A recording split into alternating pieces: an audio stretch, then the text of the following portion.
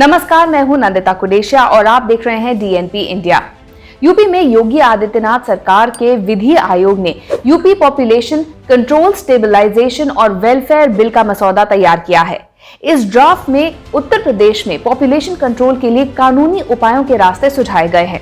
2 या 2 से कम बच्चों वाले परिवारों को कई तरह की सुविधाएं दी जाएंगी, जबकि वो परिवार जहां 2 से ज्यादा बच्चे हैं वो कई तरह की सुविधाओं से वंचित रहेंगे। मसौदे में इस बात की सिफारिश की गई है कि 2 बच्चों की नीति का उल्लंघन करने वालों को स्थानीय निकाय के चुनाव में हिस्सा लेने की इजाजत न हो। उनके सरकारी नौकरी में आवेदन करने और प्रमोशन पाने पर भी रोक लगाई जाए। उन्हें सरकार की ओर से मिलने वाली किसी भी सब्सिडी का लाभ न मिले। इस मसौदे को वेबसाइट पर अपलोड कर 19 जुलाई तक लोगों से इस पर राय मांगी गई है। विधि आयोग जनता की राय को ध्यान में रखने के बाद इस मसौदे को यूपी सरकार को सौंप देगा। आपको बता दें कि उत्तर प्रदेश देश का सबसे ज्यादा पॉपुलेशन वाला राज्य है। 11th वर्ल्ड पॉपुलेशन डे के मौके पर बोलते हुए सीएम योगी आदित्यनाथ ने कहा कि उत्तर प्रदेश में रिप्रोडक्शन रेट कम करने की बहुत ज्यादा जरूरत है। फिलहाल राज्य का प्रजनन दर यानी रिप्रोडक्शन रेट 2.9% है और सरकार का लक्ष्य है कि इसे घटाकर 2.1% कर दिया जाए। प्रधानमंत्री नरेंद्र मोदी भी कई बार अपने भाषण में पॉपुलेशन कंट्रोल की बात कर चुके हैं। प्रधानमंत्री मोदी ने 2019 में 15 अगस्त को लाल किले से भाषण देते हुए छोटे परिवार को देशभक्ति से जोड़ा था। 2019 में बीजेपी के राज्यसभा सांसद राकेश सिन्हा भी 2 चाइल्ड पॉलिसी पर एक प्राइवेट मेंबर बिल लेकर आए थे।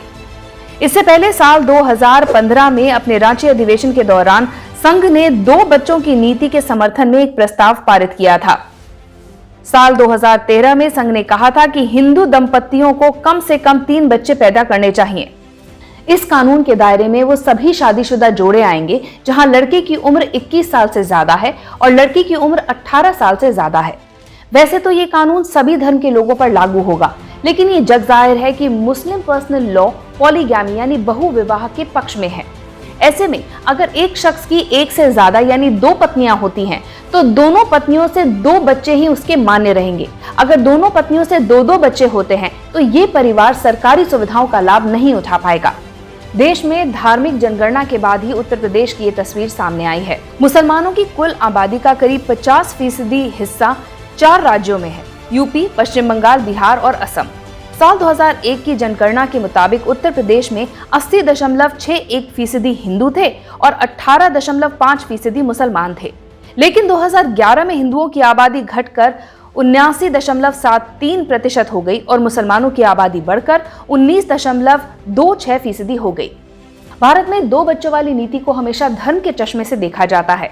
अल्पसंख्यक संगठन हमेशा इसका विरोध करते रहे हैं। उनका मानना है कि इसके जरिए सरकार मुसलमानों को निशाना बनाने की कोशिश कर रही है।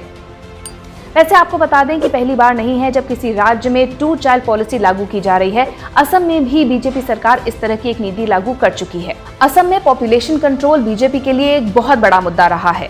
2017 में विधानसभा में एक प्रस्ताव पारित किया गया। इसका नाम था population and women empowerment policy for Assam. इसके तहत जिन परिवारों में 2 से अधिक बच्चे हैं उन्हें सरकारी नौकरी नहीं मिलेगी और तमाम सरकारी लाभों से वो वंचित रहेंगे। 2019 में सरकार ने ये घोषणा कर दी कि 2021 के बाद से वो परिवार सरकारी नौकरी के लिए आवेदन नहीं कर पाएंगे जिनके 2 से ज्यादा बच्चे हैं। 2 चाइल्ड पॉलिसी का ये कानून अब तक पंचायतों और निकाय चुनाव के उम्मीदवारों पर ही लागू रहा है। कुछ और भी राज्य जैसे कि राजस्थान, तेलंगाना, ये सब अलग अलग लेवल पे इस कानून को लागू कर चुके हैं। भारत में पॉपुलेशन कंट्रोल हमेशा से ही एक बड़ा मुद्दा रहा है। माना जाता है कि किसी भी देश की पॉपुलेशन स्थिर रखने के लिए रिप्रोडक्शन रेट 2.1% ही रहना चाहिए। 1950 के दशक में भारत में रिप्रोडक्शन रेट 5.9% था और 2018 में ये 2.2% हो गया था। 3.3 रिप्रोडक्शन रेट के साथ बिहार पहले स्थान पर है। उत्तर प्रदेश 2.9% रिप्रोडक्शन रेट के साथ दूसरे नंबर पे है।